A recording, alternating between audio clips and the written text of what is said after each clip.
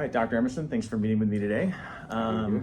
Today I'd love to talk about prosthetic valves and anticoagulation guidelines. So how do you think we should approach patients who have new prosthetic valves? I think that the approach to somebody who you're doing a valve replacement, and regardless of kind of where that valve is, it involves a detailed discussion about the type of valve you're using and why or why not you want to use one valve versus another. Most of that will be centered around the mechanical versus bioprosthetic valve discussion.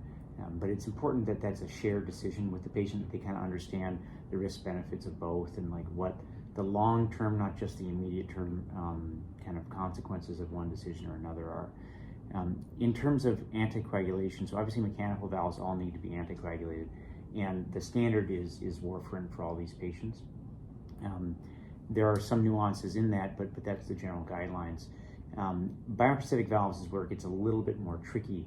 And there's a little bit more practice variation, a little bit more discussion about how and when to anticoagulate those individuals.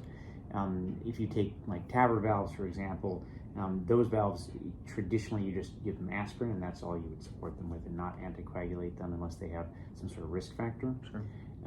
In a SAVR valve, so an aortic valve or a bioprosthetic valve in the aortic position, most people are not necessarily anticoagulating those individuals.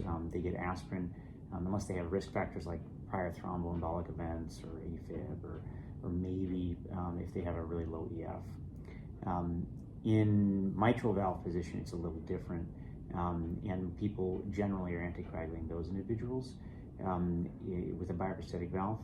That's usually for a period of about 3 to 6 months, Okay. Just because the risk of thromboembolic event is higher. Regardless, the highest rate of events is usually in that first 3-month period, and that's why, for example, if you put the Onyx valve in somebody, you can shoot for a lower INR, that 1.5 to 2, but not until after 3 months, because you have to let that valve kind of epithelialize over and reduce your stroke risk, and then you can go ahead and reduce your need for anticoagulation. Okay, great. And does the anticoagulation matter for bioprosthetics? Is it the same? Is it warfarin with bioprosthetic valves as well as the mechanical valves? In general, that's what our practice is usually. Obviously, there's a little nuance in that, but in general, and especially with the way that we're able to monitor warfarin at home, and it's such a routine drug for us, for the cardiologists, for the internal medicine guys.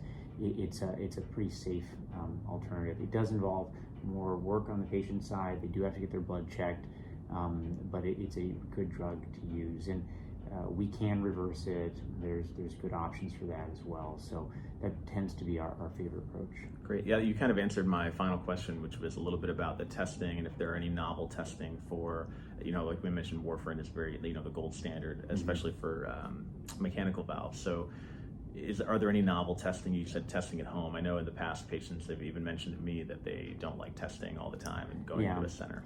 Yeah, there's no way to completely avoid testing for it, and obviously tight control is really important because you don't want them too high, too low for bleeding and stroke risk. But patients can now test at home. There are different options for that, which, especially when they're already kind of in the zone and they know themselves, they know their diet, that sort of thing, is usually something that's managed really, really well for these individuals. And kind of working with their PCP or their cardiologist and trying to establish a safe plan for them when they're discharging is really important. Okay, great. Well, thank you for meeting with me and talking about guidelines for bioprosthetic and mechanical valve anticoagulation. Appreciate it.